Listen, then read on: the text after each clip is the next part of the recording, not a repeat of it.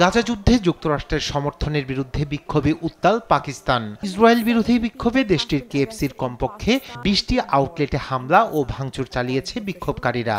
এসব হামলার ঘটনা ঘটে করাচি, লাহোর ও ইসলামাবাদে। লাহোরের একটি কেএফসি শাখায় অজ্ঞাত বন্দুকধারীর গুলিতে নিহত হয়েছেন এক কর্মী। যদিও পুলিশ বলছে ওই সময় সেখানে কোনো বিক্ষোভ চলছিল না। ধর্মভিত্তিক রাজনৈতিক দল তেহরিকে লাব্বাইক পাকিস্তানের এক সদস্যকে গ্রেপ্তার করা হলেও দলটি বলছে কোনো সহিংস বিক্ষোভের ডাক দেয়নি তারা। তবে পুরো ঘটনার রাজনৈতিক ভাবাবেগ থেকে ঘটানো হয়েছে কিনা তা নিয়ে তদন্ত চলছে বলে জানায় প্রশাসন।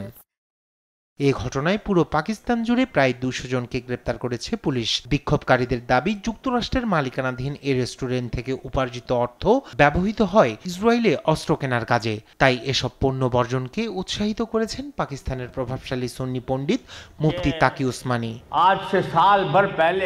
ইসলাম ও মানবতার স্বার্থে ইসরায়েলের পণ্য ও কোম্পানি বর্জন করা অপরিহার্য। তবে আমাদের ধর্ম অন্যদের ক্ষতি করতে উৎসাহিত করে না। তোমরা প্রতিবাদ ও বয়কট চালিয়ে যাও, কিন্তু শান্তিপূর্ণভাবে করো।